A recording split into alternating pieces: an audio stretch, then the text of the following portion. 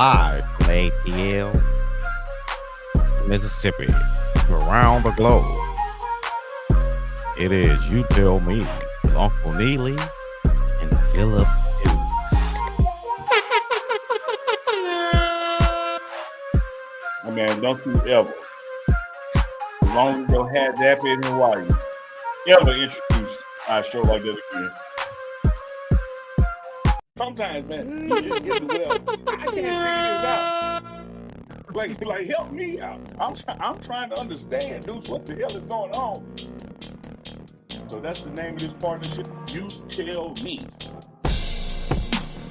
You tell me. Y'all come on in the room. Y'all know what time it is. It's Tuesday night. And Tuesday night live can only mean one thing. You tell me. Time for You Tell Me.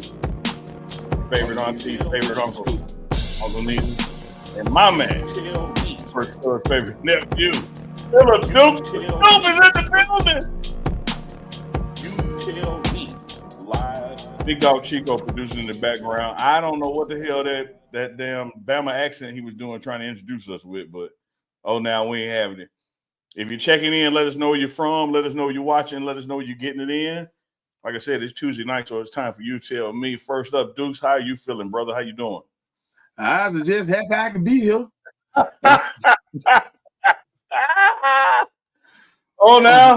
No. What's up, man? No, I'm just playing, man. What's up? How you doing? I don't know what the hell they got to Chico, dog. Like, Chico just on one this week. And it's just Tuesday. He on one. Hey, I tell you what, we'll let him exert some of that energy with some push-ups later on in the week. Hey, well, you always ended, always started. I wasn't going to go there, but let me go ahead and go there now. Wolves-Lakers tomorrow night, Game 5. Clearly, that's a must-win because the Wolves are up 3-1 over the Lakers. You tell me, can the Lakers win and how? I think the Lakers can win. I think the most important thing for them to do, they got to figure out how to hide Jackson Hayes on offense. Defensively, by him, they could pressure the perimeter if they have somebody who can protect the rim. But on offense, he doesn't really provide any value outside of being a rim runner and playing ISO ball. You want to have as many shooters on the court as possible so you can spread the floor. And what he does is he clogs the lane for Luka or LeBron or whoever's planning on driving. So that's why they pull him. But you got to run offense. You got to figure out how to incorporate him. If you can hide him on offense and let him run to the rim, then I think, yes, they can win. But I think he's the key more than anything. So if I had to say, if I had to say anything, I would definitely say that Jackson Hayes is probably the key to this. So, yeah, that's who I would go with. You tell me, can the Lakers win tomorrow? Yeah, they can. I don't think they can win the series. Let me say this. If they do win the series, it's just going to totally cement LeBron James as the greatest of all time. I don't want to hit nothing else if that happens. But I tell you this, when it relates to winning this game, this must-win situation, because like we said, one more win for the Wolves and it's done. It's 3-1. Tell you this, Dukes. JJ Redick got to change to get ejected for them to win. That's my You Tell Me. Like, you can't play the same five guys for the entire third and fourth quarter, man. Like, These are not only is LeBron 40, these are also other grown-ass men. This is not pickup ball at the Y. This is full exertion, full speed. Even when you're standing around, you're not standing around in the NBA game. And to have the same guys out there for the entirety of the third and fourth quarter, that's just on coaching. Like, you're going to have to be able to come get somebody from the bench, just get the guy that just hurts you the least, because you got to be able to win, and you got to win with resting your quality guys so they can make the most of their minutes. I thought what you saw the Lakers do on defense was just like digging deep in the last 3 minutes. But in that digging deep, then you had nothing on offense, which is why you got four standing watching Luka dribble, and then Luka just dribbling because he's too tired to exert himself to the hole. So Redick gonna have to change. JJ Redick gonna have to change the blueprint of how he calls this game. A lot of people always say, "Oh man, yeah, they're gonna win because the money, Vegas, etc." Let y'all in on a little TV secret. the networks that cover the NBA game, they have to pay for the playoffs as if it already goes 7 games. So when people say, "Oh man, it's fixed because the TV money," they don't pay per game. When they do those deals, it's as if they paying for 7 games anyway.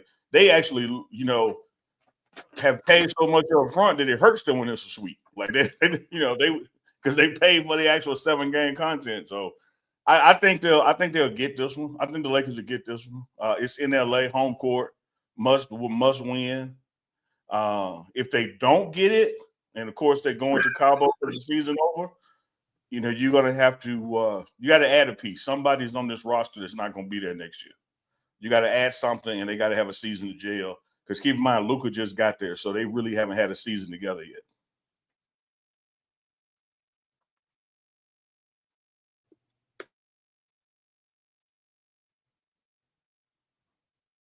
You want to toast something up over there, Dukes? What you doing?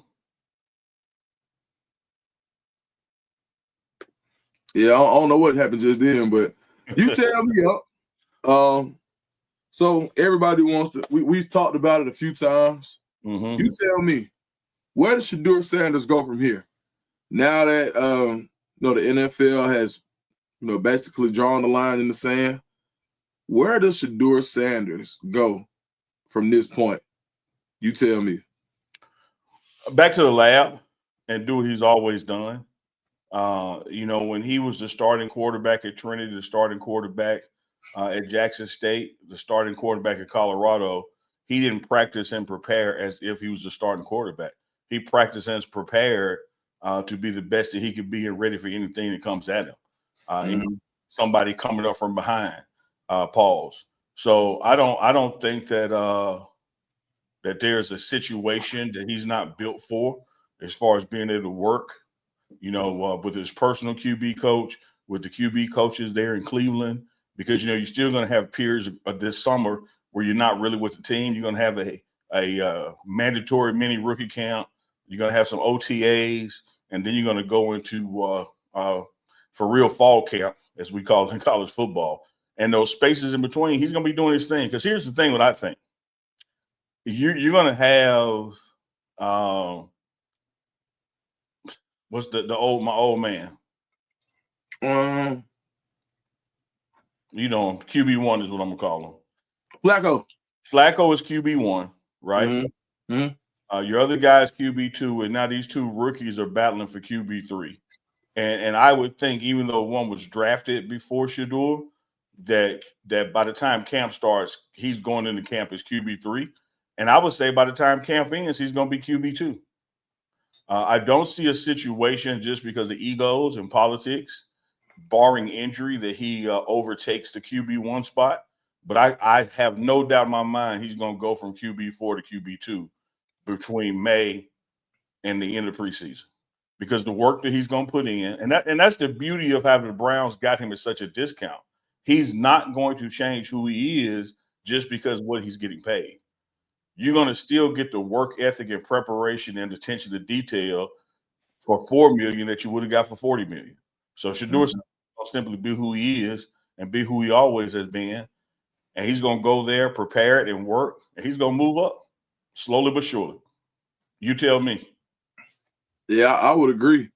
The way I see it is, I actually think that you start the season with either Flacco or Pickett on the roster. I don't see both of them. And I see probably, based on how well they perform, Gabriel and Shedeur probably be some sort of 2-3. And I can see, or with Deshaun Watson kind of lurking in the shadows, and by the time he gets back, which should be around October, November, then whoever's the 3 probably goes to the practice squad. But I think around that time, I also agree Shedeur would be 2. And I think all he has to do is just continue to be himself. I think the thing that's the craziest part about it is, when you're further along on the depth chart and you get the reps with your guys, you're going to look different. When you're truly a 1 and you play with the 3s, you look like a 1 playing with the 3s. 9 times out of 10, when you see guys who get in trouble and they got to go to scout team, they go whoop their ass on scout team and they show them the difference. And I always talk about that I always bring up this story. Auburn 2004, playing intramural basketball, and there was some members of the basketball team who actually played basketball playing against the rec guys. And the starting point guard from Auburn, they lost the game, and he got his guys together. He said, "Y'all need to show them the difference." And when they hooped, they beat us 12. They beat us about 12-2. And we had some hoopers out there. But he literally said, "I'm out there on the point by myself." He said, he passes the ball off to a walk-on point guard and says, "Show them the difference." I can hear it today. And when I tell you, it was about 6 crossovers that I had never seen before. And, big body laid up. And I saw it from that point. I said, okay, he just showed me the difference and why I'm not on Auburn University basketball team. And that's how it looks when you take a top 3 pick, and you put them with the scout team, or you put them with the 3s, or sometimes with the 2s. So I think now it's the time that Shedeur it's time for him to, and what I think he will do is show them the difference and why he was projected as a top 5 quarterback. And I think that's what he's going to do. I absolutely believe that, man, and co-signed and underscored, bold printed, put it in italicized. Because I think what's going to happen even during this rookie minicap phase and this OTA phase, even if you have Shedeur as your QB4 because he was drafted after the other guy, before the real camp starts, he's going to move up to the 3rd spot. One thing I'll push back on, I don't see Watson coming back. I know he would physically be ready, October, November. I just don't see him being part of the Browns organization.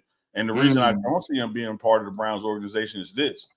Flacco proved that even at 40, 39, 40, that he can maintain a team and keep them balanced.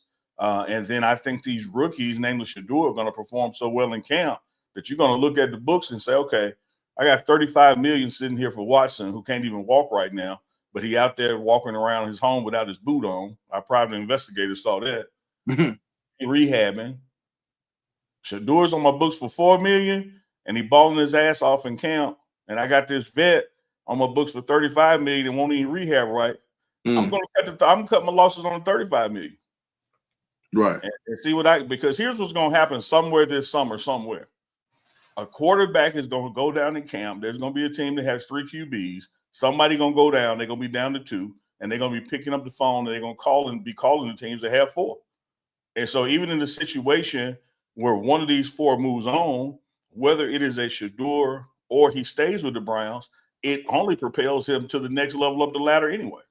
So there's a circumstance when you get toward the 53-man roster cuts that should he go join the Raiders, that ain't a bad thing either. Because he's going to go to the Raiders as QB2. Right. When I use the Raiders, I say this example of somebody having an injury and needing a quarterback. Because they're going to pick up the phone and say, man, who y'all got? And they go like, hey, man, this damn Sanders kid looking real good. Man, I just looked it up, like where, they said he retore his Achilles in January. I didn't know he had a re-tear. Yeah. So I missed that. He's currently on their roster, but I don't see that being the case for the start of 2025 season. I think they're going into this situation down one.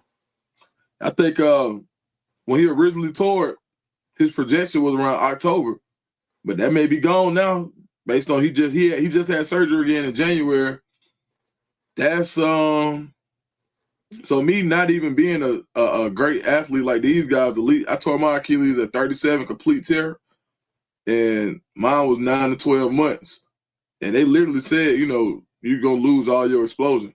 And that's because I did it at 37. So I think that's a tough one to come back. That's a tough one to come back from in the calendar year. So man, that's tough, dog. Tell you one thing, he got his money though. Yeah. He got his money. God bless that. Yeah, man. Ain't nothing like it. Yeah, he restored, dog. Damn. We have discussed, rightly so. We had a couple of live shows during the draft, and then had Uncle Chico Sunday, had the morning run Monday.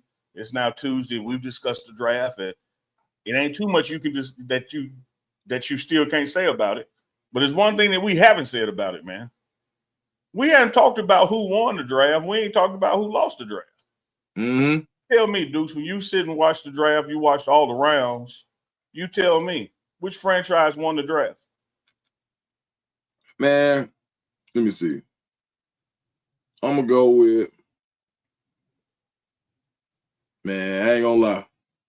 I say first off, I'll probably go with the Ravens. Okay. Man, for them not to have to give up a whole lot of draft capital and still add impact starters at different levels. I mean, defensively, like Malachi starts to that pick who was once a top 15 guy. Then you double down and get Mike Green out of Marshall, who was another top 15 guy. Then you go get the mammoth offensive tackle in the 5th round out of Alabama A&M, Carson Vincent. And I think he's gonna give you really good as far as body wise and physically. He was one of the best and most physical tackles in the whole draft.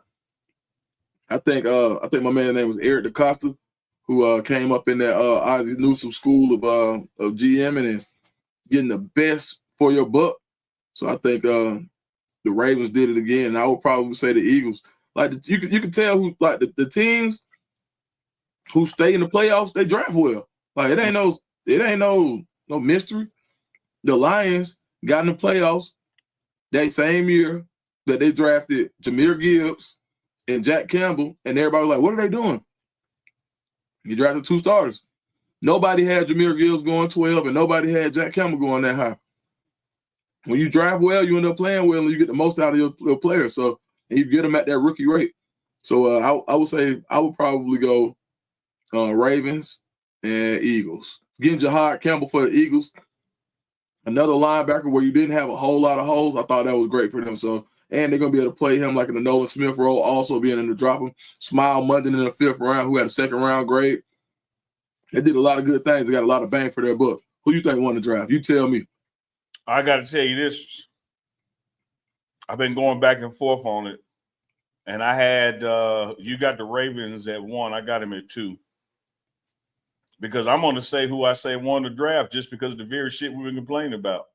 Cleveland Browns won the draft. Yeah. When you can get a player like that you got and the other things that you picked up along the way, I think, the only question was when the quarterback they picked up before Shador. But other than that, when I just look at the bottom line of a business and talent acquired, they got the most for less. Mm-hmm. They got the most for less. I like from a franchise standpoint what Jacksonville did, and it's not so much what Travis Hunter is going to mean to them in as much as it is to have the youngest GM in NFL grab his nuts and pull off that move up to get Travis Hunter. And the message that sends to the culture of the team that, hey, we're building a new stadium. We're going to build a new format here. I'm damn near y'all age as the players I'm drafting. It's a new way of doing business here. So I kind of had to flip a coin between Jacksonville because of I can't say it another way, the way they grabbed their nuts and just did it. And then the way Cleveland, was able to get a guy that was supposed to go in top 10, and they got him at 144. Yeah. And this is a Cleveland who just a few months ago was about to lose Myles Garrett. Right. Yeah. And you look at what all they picked up, and if it all works out for the price that they got it, oh man. Yeah, you're right. Like they did some moves. Now, my next one for you is going to be, you tell me who lost it. I add that in now.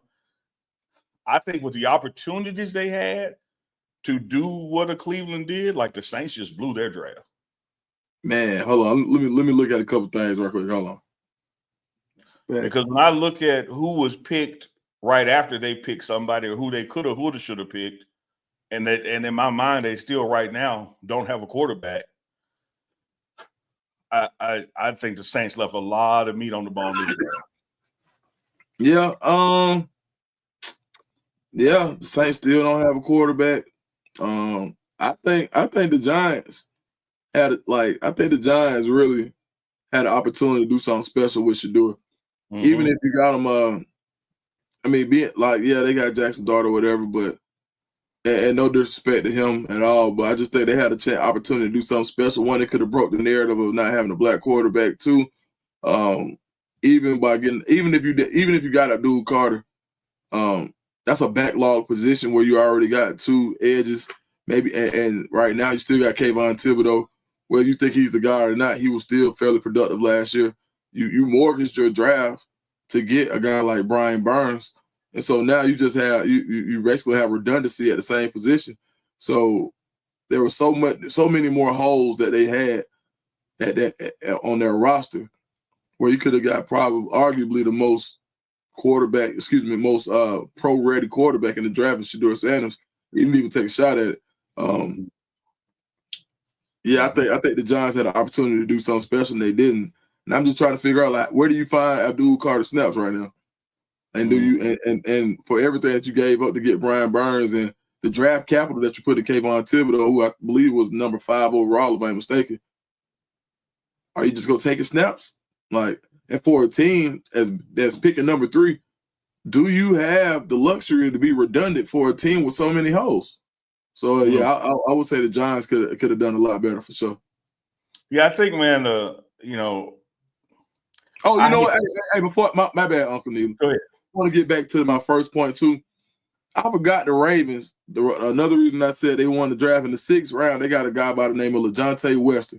And getting him at that value, somebody who runs routes, I'm telling you, Lamar Jackson gonna love LaJohntay Wester, and I think he's gonna play a bigger role than a lot of people expect this year. So yeah, I just want to make sure I added that caveat that one of the main reasons I like that draft was LaJohntay Wester. Man, he was my chief reason for liking it, and that's why I was, man. You saw me pausing. Yeah, I still want to go ahead and put them in first because of the Wester picked up. Because I think it's much like a Shedeur thing.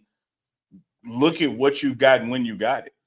Like Wester, 3rd round talent, 2nd talent, and you got him that late, and what he's going to be able to do even in the return game, you know, as a specialist, what he's going to be able to do as a slot receiver for Lamar, like that's another just like steal of the damn draft, you know.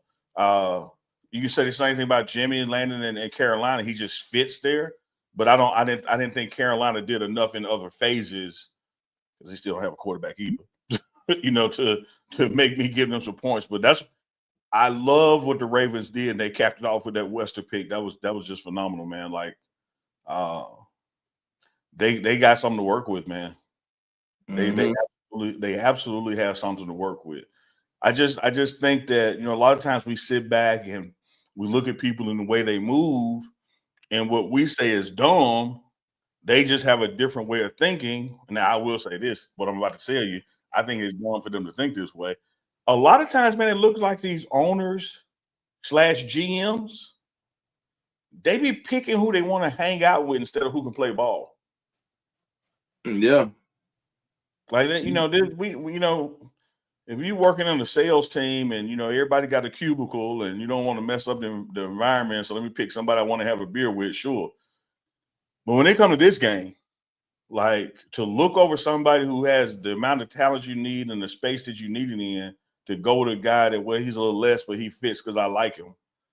And like shit gonna get you out of job. Man, y'all gonna be in Cabo together while everybody else in the playoffs. Gone fish. Yeah, I think it's gonna be. Randy Walker just put something on the screen. I said that the other day, Randy, that I do think the Saints are trying to set themselves up for the Manning race. I really do. And so what appeared like crazy, dumb, whatever to us right now, if you in the smoky door room, they're like, man, you know, we can get Archie grandbaby here. Like, okay, yeah. We'll see. Man. What's on Deuce Swoop? I think it's on me. Go ahead with it then. You tell me, with the transfer portal cooking in Colorado as it is right now, how aggressive do you consider or do you expect Colorado to be for the remainder until the next offseason? Because right now, the portal is only closed to get in, but you can bring in as many people as you want. So that door, instead of going 2 ways, you can only go one now. What do you expect Colorado to look like as far as bringing guys in before the start of fall camp? Head turning, dynamic, and even head scratching. And I will tell you this, some of the times when you see departures, because, man, I really appreciate you pointing that out because people really get it twisted. The portal deadlines are for entry, not exit. And the ability to get in ended Friday. The ability to get out, hell, goes to damn near the first day of class. So I really believe that there's some things in play, some things in motion, particularly with grad guys, you know, that have the adult decision making. They don't necessarily have those rules of the NCAA hanging over. They can do and go as they please. I think we're going to add a couple running backs. We've already added a safety in a corner. I think more of that's to come. You know, two D linemen that I'm aware of, a couple offensive linemen that I'm aware of.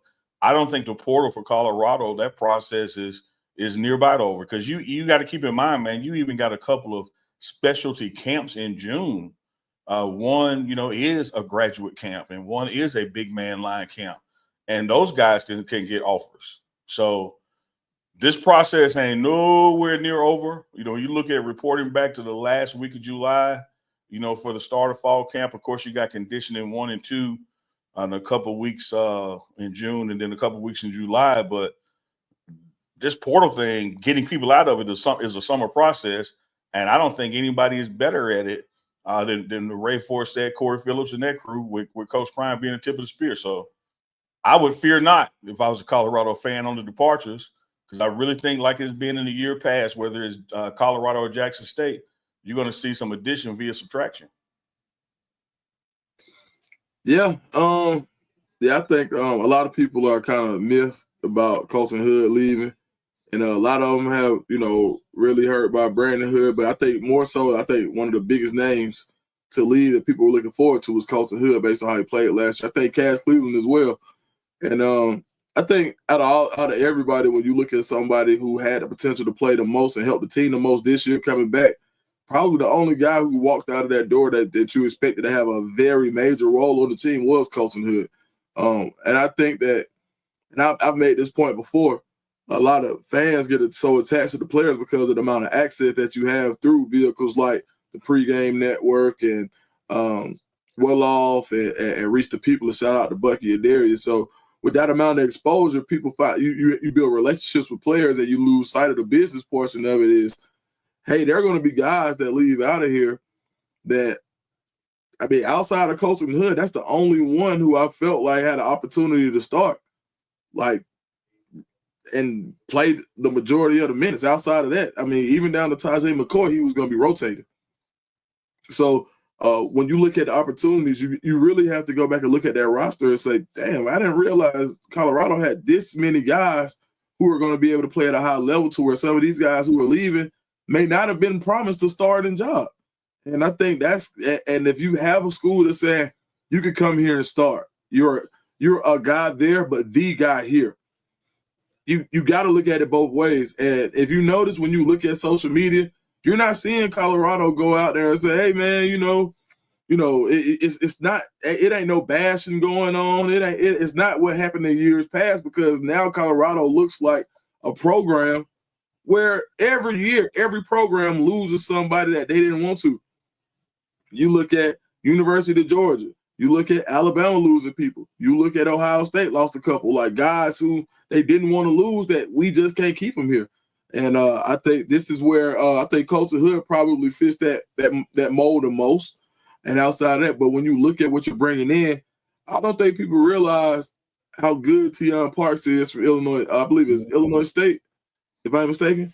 But I don't think people realize, like, hey, man, like the guys that Colorado brought in, I've been saying it ad nauseum, man, it's a lot of top grading going on.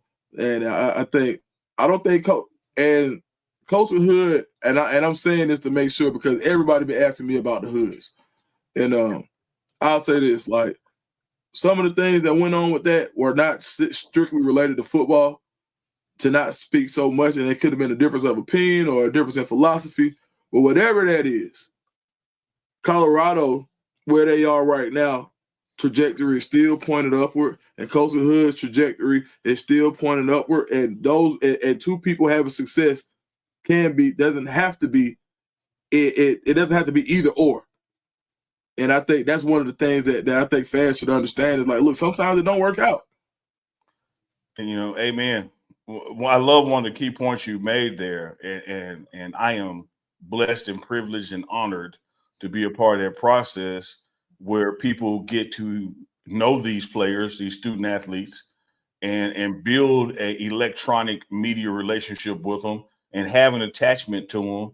And when something like this happens, it feels kind of personal, and it feels like something major must have gone wrong, because y'all were building this guy up, selling me and telling me this story, and I fell in love with the story, and now the guy's gone. Well, now let's look at the reality of the situation. And I'll address Colton Hood in the secondary. I understand the success of this past fall, but let's get to the spring. Didn't practice once the entire spring. My signal didn't go out. I paused for a reason. Not once, Dukes. And so if you see other people out there performing, a Carter Stoudemire rolling from corner to safety, Isaiah Harge going from offense to defense, you got all this stuff taking place here on the sideline, and then they in the portal too? And then you still don't know when you might be ready to play?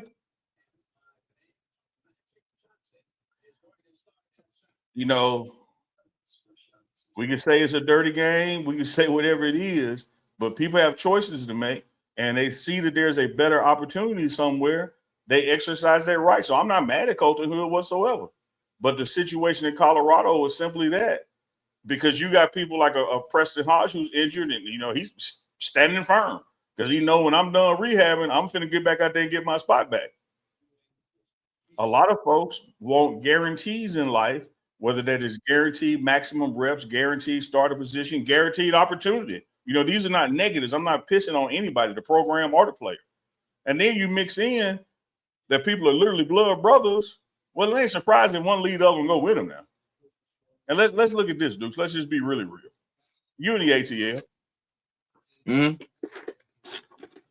What Reverend in Atlanta is Coach Prime tight with? He do it, Smith.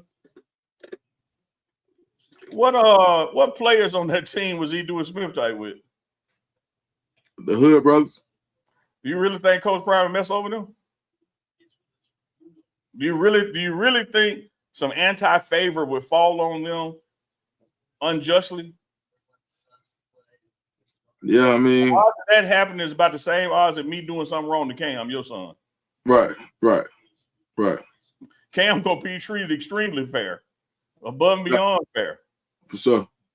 Like, so we gotta, sometimes you'll sit back and you'll read stuff into stuff because you're trying to make something make sense, when the simple thing is, hey man, dudes wanted a better opportunity that fit what they're trying to accomplish. And one thing in Colorado, the available best players are who gonna play. Yeah, like Coach Prime operates it like an NFL franchise. I'm sorry you got injured. I hate that happened to you, but nobody's gonna guarantee anything while you're recovering. And please don't be a guy to be like missing treatment and not doing what you're supposed to do to recover. And I ain't saying that's what happened here. I'm talking in general terms. Right. That train keep on moving, man. Yeah, I mean, and I did want to reiterate too, man, like with Hood, like a kid that I've been seeing for a long time, really good with his family, man. Like, it wasn't no hard feelings. It ain't no hard feelings. It's not. And I think fans play so much into it. I talked to Colton. I talked to him 2-3 times since his name hit the portal. And before then, you saw at practice, one of the first guys I talked to was Lil Hood. You feel me? So. And what was he doing when you talked to him? On the sideline. Right. So at the end of the day, and I've never been a person that'd be like hurt, injured, hurt, because that's not for me to decide. Mm-hmm. But I'm on the sideline. I'm not, I'm not in the war room. I'm not anywhere else.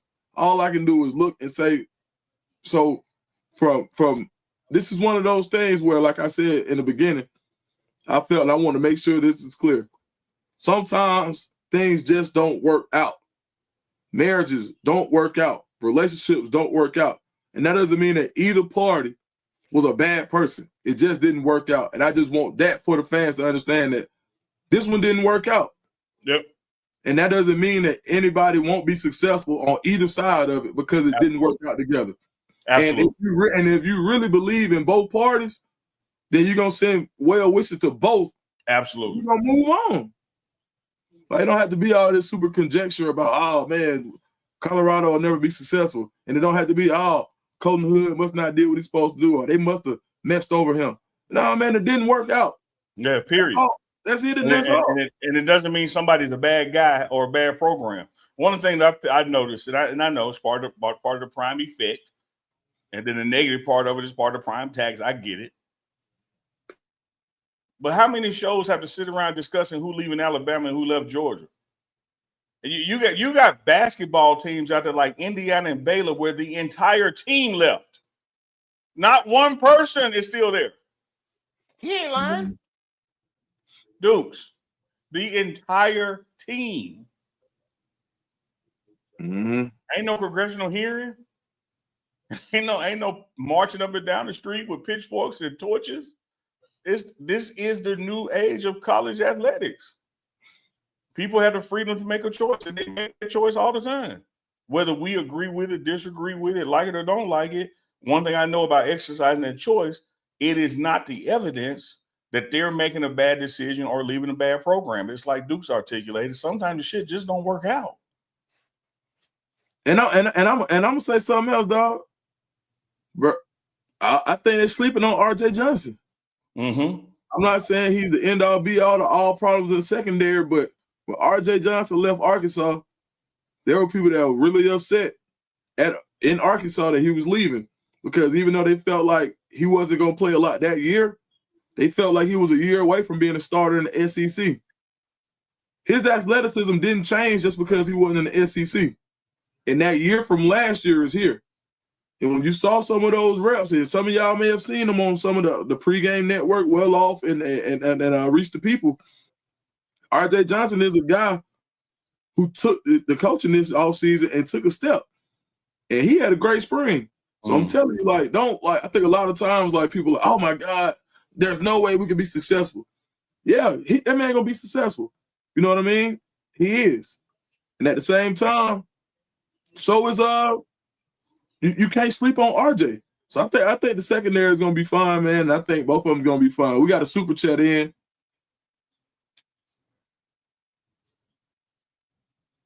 Her coach got offered by Georgia. Yeah, I mean, and then too, you also got to realize the co-defensive coordinator at Georgia, Travaris Robinson, who played at Auburn in the secondary as a safety and used to be a corner and a wide receiver as well. Well, T-Rob played with, who the corner was on that team? Roger Hood, who played 8 years in the league, who was also Colton Hood's uncle. So Colton Hood's gonna get some offers because he got quality film last year. But don't let the G word just, oh my God, you lost one to Georgia. I mean, Georgia's taking players who haven't had production either.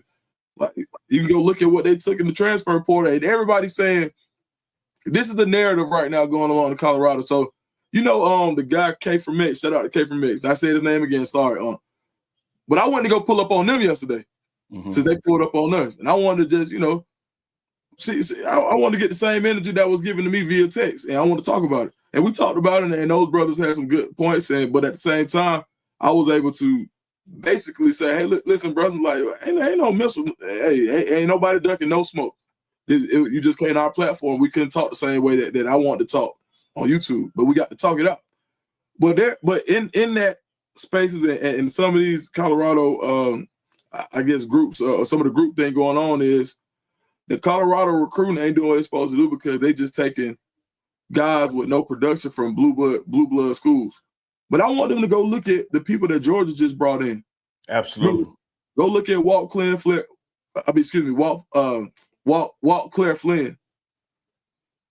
who was on a visit to Colorado, who just signed with Georgia. Go look at how many snaps he's played. I love Walt Claire. I think he's a great player. He's going to be great. But how many snaps did he have? Okay, cool. Go look at Josh Horton, who came from Miami, who had all the SEC schools on him. How many snaps did he play before he got to Georgia? So this rationale about, Colorado don't know what they're doing because they taking guys who don't have a ton of production in the portal. Bro, that's man, right now in the spring portal, you taking traits, you taking relationships that you've had previously, and to be honest, you taking all 22 film and you watching what they do against players that are on those rosters. And most importantly, in addition to that, you're taking a risk. All of this is buyer beware. Even a guy who has film and reps and production is buyer beware because he's leaving for something. It's like going to a used car lot. And believe me, I love a used car because new cars are a waste of damn money. So I ain't knocking no used car. But you're taking a risk. No, for sure. You have to do your homework. You got to test drive. And I hear this, and I'll make this specifically about Colton Hood. where people are not making apples to apples comparison. Someone could have been the second best behind, say, Travis Hunter on defense last year. But if they don't practice the entire spring and you're moving on with other guys in their reps and they decide to leave, guess what you have lost? Nothing, because they weren't doing anything in the spring. And that's not a diss or a jab. That is what it is. This is big business. The best ability is availability. And when you're not available, nobody carves out a spot and says, well, we got to save this for somebody because they might be ready, in June. But what if they ain't ready in June? Right. I mean, I'll say this. I don't know the exact, and Neely, you probably I know you got a better idea of what happened with that better than I do. But I will say this. I know for a fact that Colts is going to be successful. Yep. And I know Colorado is going to be successful. Absolutely. Right. And I think that was a choice made for Colton Hood. And people, and this is the same thing that I talked about yesterday. We got to stop taking narratives that go on the internet and Twitter and all these other places and say, that's fact. That's what happened. He said this. Nobody like Colton Hood. I hate to interrupt you, but Coach Show can't do it to me when I'm in the fucking room. When I'm in the meeting with the position coach and the players. Like, There's a lot of stuff I sit here and don't say out of protection of both parties. Right. Because I want the player to be successful. I want them to go on and have greatness somewhere else. But you better believe that when people decide to move on, it is for a mutually beneficial reason. And for somebody to say, oh man, that is the what principle? This ain't about no principle. This is business. Right. Ain't about no friendships and relationships and brotherhoods and oh man, we were roommates together. This is business. They have a scoreboard in the end zone. And as long as who wins and loses matters, who plays matters. And what's the best ability?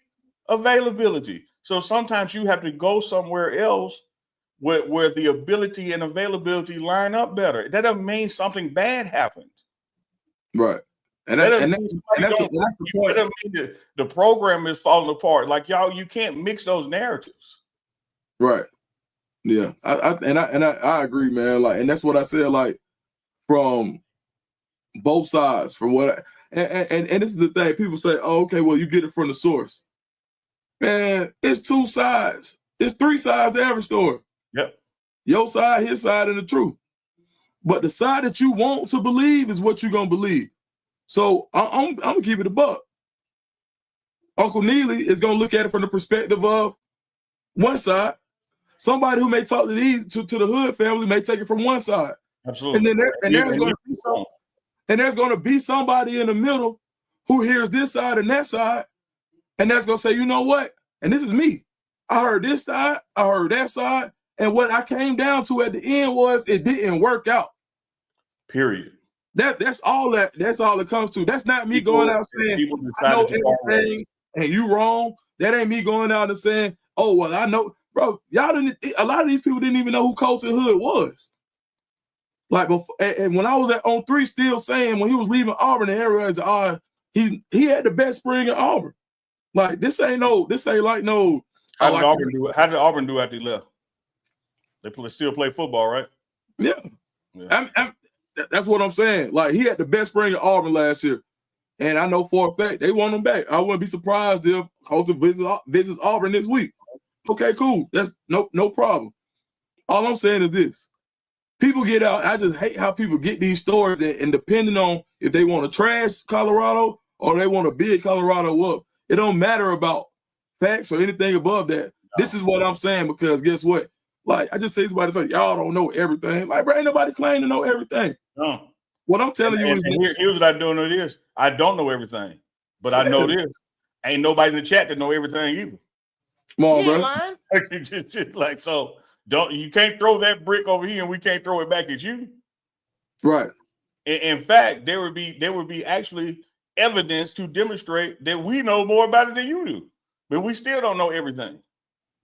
I do know people leave for what they believe is a better opportunity. And God bless that right and that freedom to do that. That's it. That's it. Somebody like, and this is the thing. that I really started to question the people who get so attached to people. And no disrespect to anybody, but I would hate to see them in a relationship with somebody that said, I don't want to be with you no more. Oh, man. They hiding in their bushes tonight. I would hate to see somebody who holds on to people so tightly and so closely. When a girl, if it's a male, when a girl says, hey, this ain't working out, I'm gonna go date somebody else. That man, body Bagum, would probably be somewhere in the bushes crying, oh my God, she left me. It was your fault. Gonna be mad at his mama. Mama, you should have made him more macaroni. Gonna be mad at his daddy. Daddy, you didn't tell her ass was fat. Like it's everybody's fault, but the girl who wanted to leave. Yeah. And that's what we gotta stop. Like, bro, y'all, like, you can't be so tender. Like she can't want better for herself. Come on, man, let that man go off. Hey, Dukes. Once upon a time, when this was all black, I fall up in the spot. All right. Let me see who I'm gonna make want me tonight. Now with all this gray, I fall up in the spot. Hey, I'm picking for who want me. You don't want to be here, I don't want you. It ain't nothing wrong with somebody who don't want to be around me. I ain't mad at you. He ain't lying. And it doesn't make Dukes a bad guy because somebody don't want to hang out with Dukes. And it doesn't make them wrong. Y'all try to create this narrative of justifying something because in your story, your comic book life, there has to be a hero and a villain. You want to put on a cape for somebody. You want to put on a cape with an H on the back, or you want to put a cape with a CP on the back. You want a cape for somebody. When the reality is everybody going to be all right because everybody made a choice that what they felt was in their best interest. Welcome to the transfer portal in college football. Man, I'll tell you. You know, Dukes, there used to be an unwritten rule, even in the NFL, that you couldn't lose your job due to injury. Mm-hmm. Contract stuff. Your contract fine. You starting quarterback, you get hurt. I don't care what the team is doing. When you no longer hurt, you starting quarterback again. Mm-hmm. They stopped that shit about 15 years ago. Oh, yes. It's dead, bro. It's dead, man. Because business started to trump relationships. Man, we're trying to win, and we're winning right now. Why switch back? Because of some unwritten rule. And I keep on telling y'all, a lot of times when y'all watching these channels is well off, Reach the People, the Pregame Show Network, and y'all fall in love with these players, these stories, and narratives. Some of the stuff y'all don't see is like attendance, on time, grades. There's a lot of people to transfer, and please don't associate this with the Hoods because I'm not talking about them. There's a lot of times people transfer because they can't play no way, physically or grades. And because the school don't tell you that, you be like, oh, something's wrong. Prime is losing control. And what I tell people is whether it's injury, grades, attendance, performance, what have you, how can you miss somebody who hasn't been participating?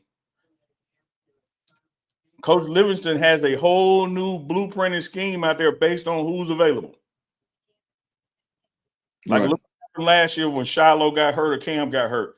We still had the safety out there. We still had the defense. Now both of them are undrafted free agents. The system is going to work. Right. This whole panic button and got to blame somebody shit. Like, come on, dog. I mean, at the end of the day, when you got somebody who literally says, I'm going to be outside in the bushes for the ops. And that's the opinion that we going off of, you know what I'm saying, as far as Colorado football, like you said. And, you know, that's I mean, at the end of the day, and I like that type of stuff because I'd be like, bro, like, you know, at the end of the, like, when you think about it, I'm like, bro, if you want to talk about it, we could talk about it. And let's get on here and talk about it. But they don't want to talk about it. No. They like to hide behind these pictures. And they like to say, oh, yeah, I'm tough. I'm in the ops with I'm in the bushes with the ops. Here's the thing. That man say he in the bushes. Here's the thing that make me smile about it. In the bushes. I'm literally smiling, Dukes. I be cooking folks. Dukes. They clearly know me, but I don't know them.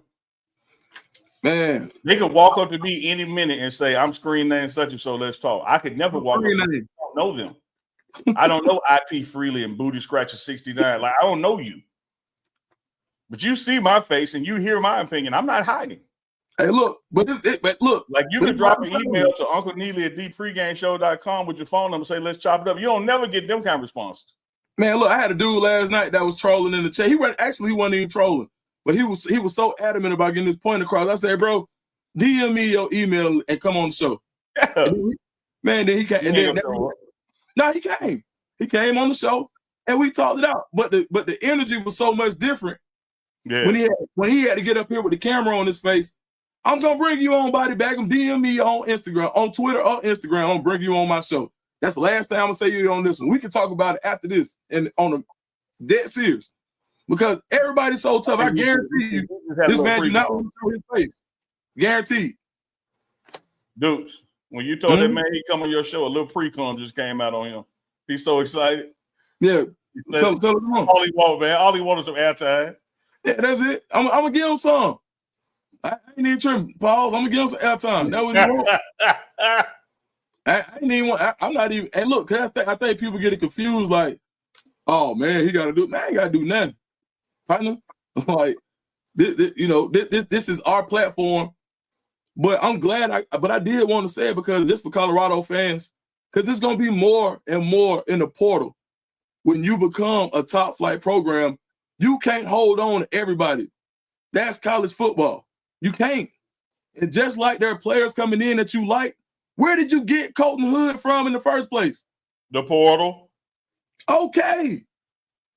And what I asked you about Auburn is, what did Auburn do after he left? They had another guy that stepped up and became, and I literally talked to somebody from Auburn yesterday that said that if Colton Hood was there, Jay Crawford probably doesn't become a freshman All-American. But somebody else got that opportunity, and he became a freshman All-American. 1,000%. So the same people that identify Colton Hood as a ball player, I guess you're saying that they can't identify anybody else in the world to be one. And that's also, and to the people that's bashing Colton Hood for leaving, you must think that Colton Hood can only play football in Colorado. Colton Hood is a baller wherever he goes. But it just didn't work out. Period. That's the last thing I'm gonna say on it. I'm gonna say this on it because I saw Body Bagum, whatever it is, said he want to come on the pregame show. My dear brother, I'll come on your show. You got a lot of growing to do before you've earned the right to come on mine. I've been in this game, working at this thing, building this content, building this platform, coming up on 118,000 people. I just want to let some clown come on because all he do is type. Nah. Yeah.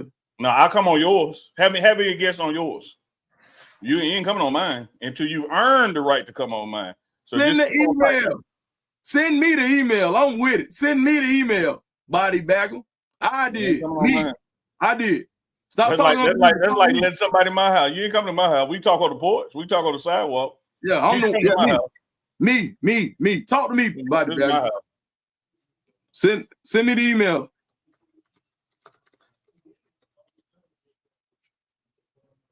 Dukes, I have one more for you. It's personal. Go ahead. Yeah. Oh, okay. It's personal. It's your personal story. Yeah. My man, Dame Dollar. Yeah. Non-contact injury. Achilles gone. He done. You tell me. He's 34. Is he done? Or just done? Done, because he said he ain't gonna do nothing extra to come back. I think it's over with. I mean, it's gonna be a while. A year from now, we're talking about at the very earliest, a torn Achilles in June. If you come back in 10 months, I mean, what's this, April? So you got 6 months, 9 months. Man, we're looking at the earliest next, maybe March at the earliest. March. Mm-hmm. I mean, and for what role that he holds on that team, is that I'm not sure if he has enough. So I don't think he got enough in the gas tank. So yeah, man, I think it may be it for Dame Dollar, man. I hate it went that way.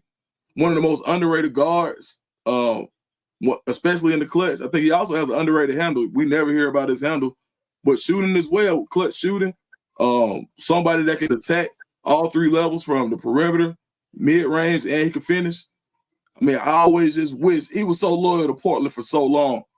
What if he would have forced his way out while he had more tread on the tire? Yeah. And Portland, man, when you just talk about, man, teams that had guys that never, like, that you just couldn't really get it out of them, from Dame Dollar, Dame Lillard, Greg Oden, and probably my favorite underrated hooper who we never got to see, Brandon Roy. Like, we never got to see Brandon Roy go to the next level. So, man, just another tough break for tough break for Portland, to see Dame not to be able to reach his potential, and then he carries that over to Milwaukee, and now we never really got to see him and Giannis gel for a whole season. And shoot, man, I hate it for Giannis. Does Giannis leave? Okay, you tell me. Does Giannis leave knowing that he's gonna have so much money tied up with Dame Lillard, who can't play? Well, let me do mine to you, to me, and it's gonna be attached to that. Heart goes out to the brother, man, true warrior. Made the all 75-year team. One of 10 players in the league history to score 70 points in the game. There is no one from that position that he plays that has hit more game winner daggers, take your damn soul to clinch a series or win a big game than he has. But man, it's almost like I say about baseball and football records, that when so much money is so front loaded, some records aren't going to be broken, because what's the point in breaking them? Like, who wants to put their body through that for nothing, just so you can say he did this? So I'm not questioning his heart. It's totally going to be up to him. If he wants to do it, he can do it. But I just sit back and say, why, Dame? Like, why? What's the point to come back to the Bucks, in March and try to make a playoff run with a team that you still won't have chemistry with? Why? We'll see, but I don't see it. And as far as Giannis goes, like, this industry probably impacts him more than it does Dame,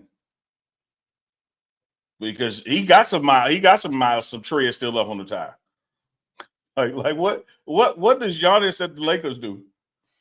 When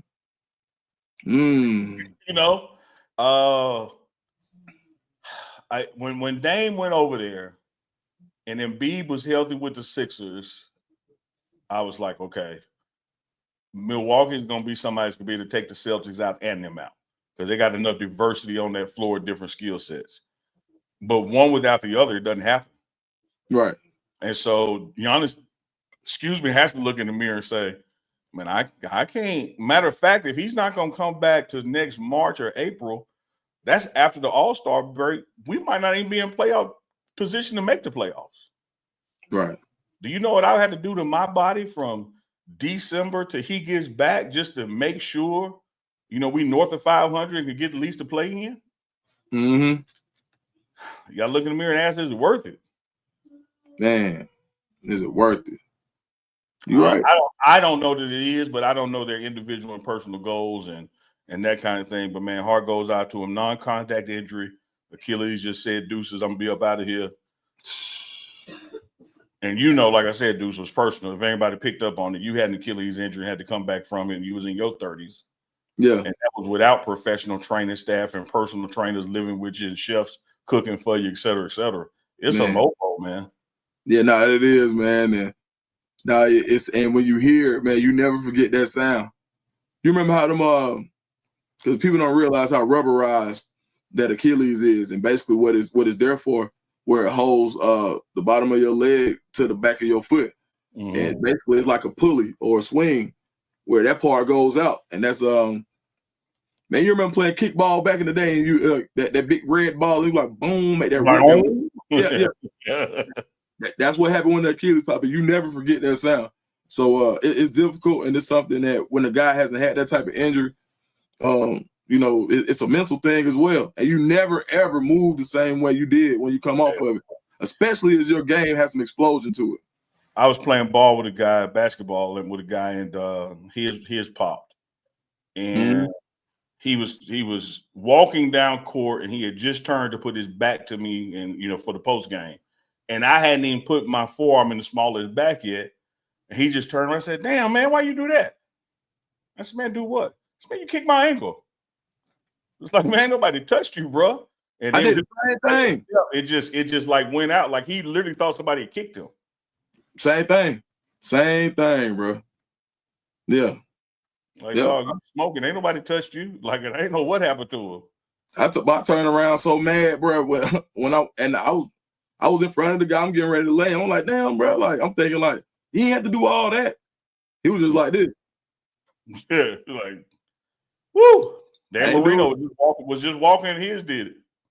Yeah, man. And then, yeah, man. So I think I hate it for Dame too, dog. But man, he's so comfortable, man. Shoot, maybe now we might get one of the better rap albums lyrically we heard in a minute, man. Oh, that dude got bars. And his bars is nonchalant, just like his shot.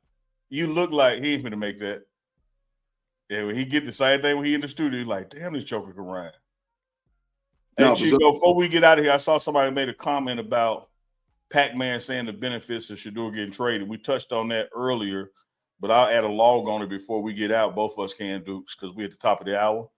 Salty Vet, what do you think about Pac-Man Jones' comments? He hopes you get his cut so he can go to a better team. Let me tell you this, whether it's cut or traded, the benefits of it. I'm not going to say better team. I'm going to say better situation. Because we talked about it at the start of the show.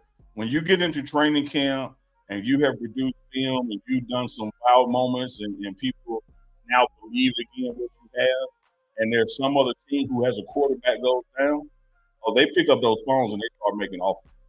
And the beauty of those offers are you go to a more advantageous situation because you go where there's a greater need. So if you could be sitting on the Browns roster in July as QB3 and the phone rings, and in 62 hours, you can be QB2 at another franchise. So it happens every summer. So I see where Pac-Man is going with that. Well, you tell me, Dukes. Yeah, I mean, I want him to do it in Cleveland. I want him to put it in their face. No, pause.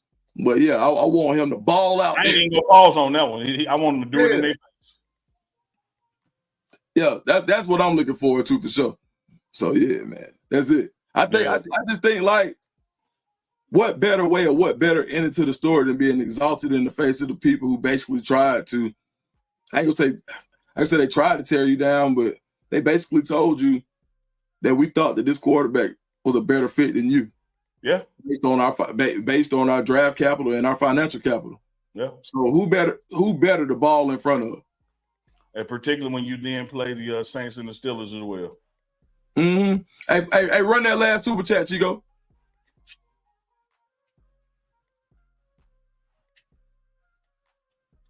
FPSD, $2 super chat. Like Jordan Seaton said, it's hard to build a brotherhood. Hey, exactly right. And I don't think that's the goal no more in college football. I told some guys in Colorado when we first got there, and they were talking about traditions and the school song and this. I said, man, the transfer portal don't care about no damn school song. That's for people to go to the same place 4 years. Ain't nobody coming here to do that no more. Like that's not the nature of college football no more. These are one and done, two and done guys. Right. 3 and done at the most. Right. Hey, like we always do, Dukes Scoop on You Tell Me live on Tuesday nights with your favorite auntie's favorite uncle and Philip Dukes the Scoop. You know you're going to take us out of here with something positive, so the floor is yours. Put him on the screen by itself, Big Dog Chico. It's all yours, Dukes. Sometimes you got to realize when it's just a dog howling out the moon. He ain't lying. But guess what? I ain't on that today, so I'm finna go live. Pull up, Body Bagum and the other one. Pull up. At Dukes the Scoop. I'm going live in 5 minutes. We can talk about it. Let's finish it. My man, Dukes the Scoop. I love that brother out of the ATL. Let the super chat crash or somebody. Bring everybody. Ain't no sneak this and ain't no nothing. We can talk about it. And in person. Either way you want to do it, big dog.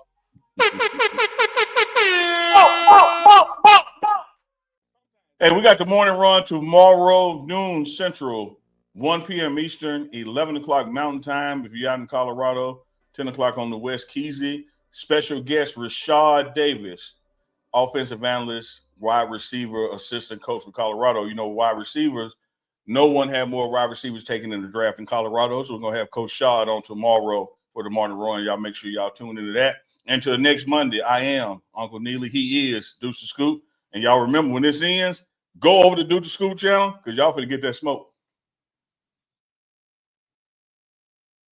Well, I can't figure this out. Like help me out. I'm trying to understand, Deuce, what the hell is going on? So that's the name of this partnership. You tell me. You tell me. You tell me. You tell me. Yeah, y'all go to this channel. You tell me. Y'all check it out in about 5 minutes. You tell me. You tell me. Live 8:45. Live on YouTube channel. Live. All haters. We don't want all the smoke. Tell me. Live. I'm gonna be at the house chilling. Y'all have to tell me about it. Y'all can't.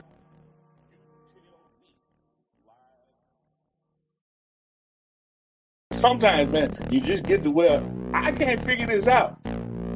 Like